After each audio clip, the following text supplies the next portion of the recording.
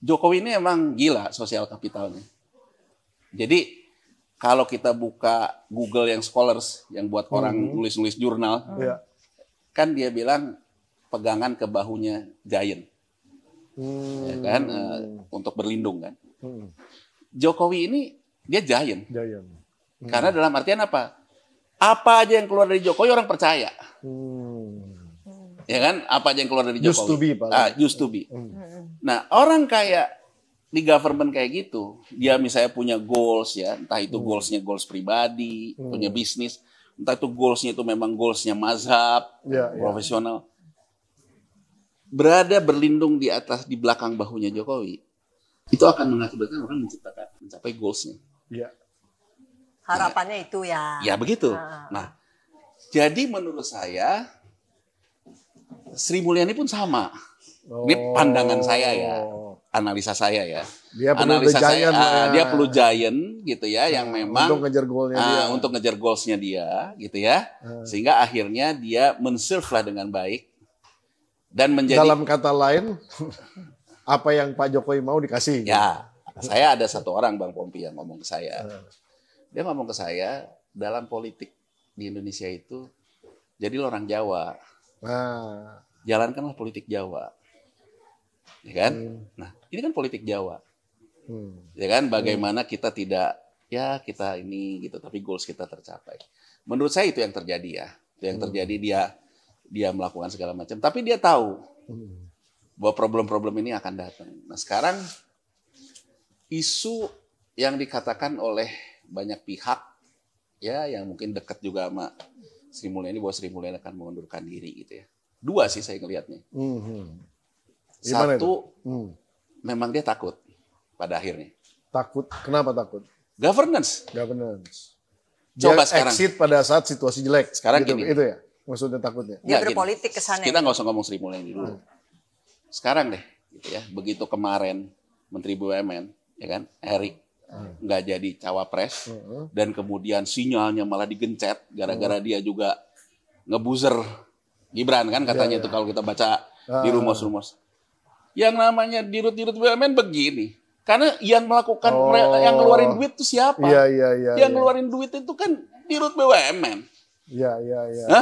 Ibaratnya kalau dia jatuh, gua duluan yang masuk ke dalam persoalan-persoalan governance gitu. Ya kan? Nah, sama juga kan kalau kita ngelihat nih soal bansos, mensosnya nggak dilibati. Kemudian semua harus cash cepat segala macam. Ini kan soal governance pada akhirnya. Kalau saya masih pede bahwa tenang aja lah, Jokowi sosial kapitalnya gede. Apa aja dari Jokowi pokoknya aman. Kepercayaan itu kan turun sekarang.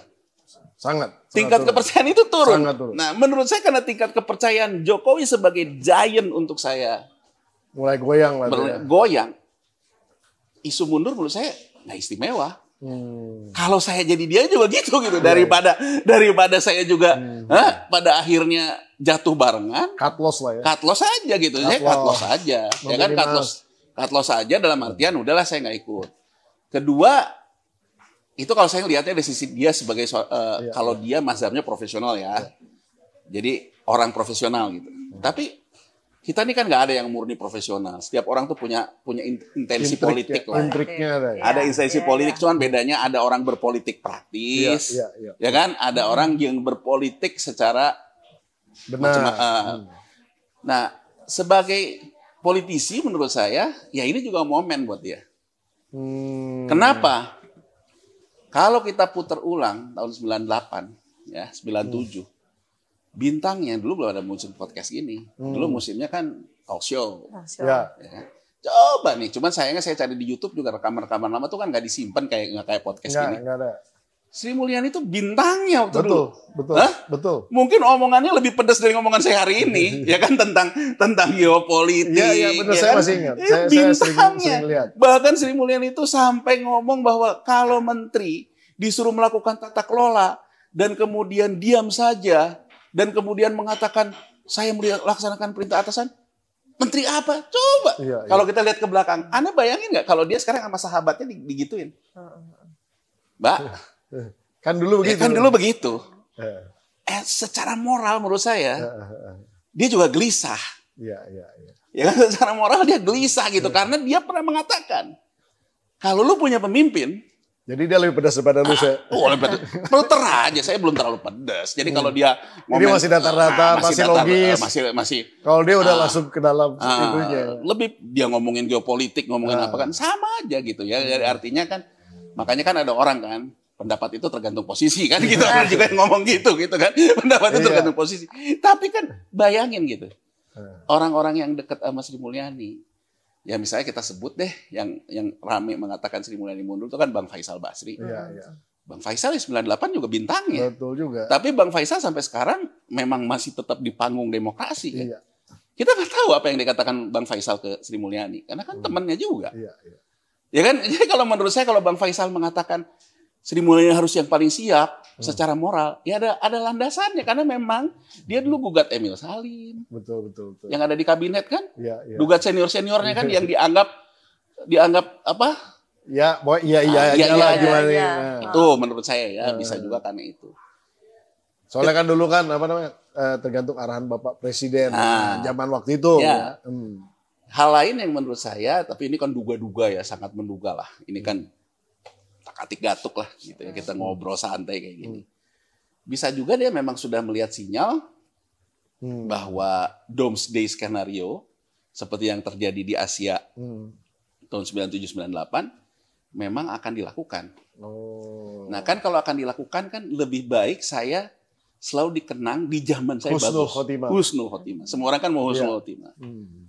Itu ya, tapi ada juga sih yang bilang ke saya jangan-jangan memang dari IMF-nya nyuruh dia mundur untuk memicu, ya kan? Untuk memicu isu besar, untuk memicu isu besar. Ya kita nggak tahu yang mana yang terjadi, gitu ya. Cuman kalau saya lihat kan kelihatannya dari statement Pak Luhut, kalau Sri Mulyani enggak, saya udah tanya segala macam.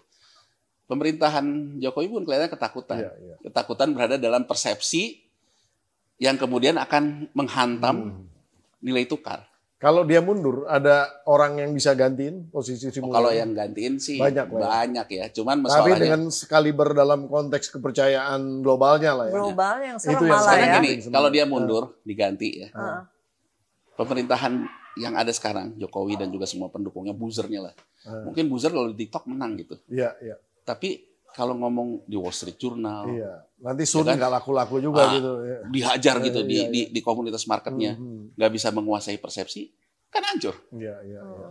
Jadi kalau menurut saya, orang bisa bilang bahwa wah ini orang udah terlalu lama, ini orang udah kayak kerajaan sebagainya. Tapi suka nggak suka, ini orang media darling untuk di pasar keuangan.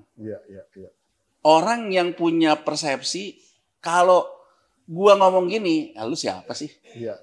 Benar. Tapi kan kalau Sri Mulyani itu udah walk the talk. Iya.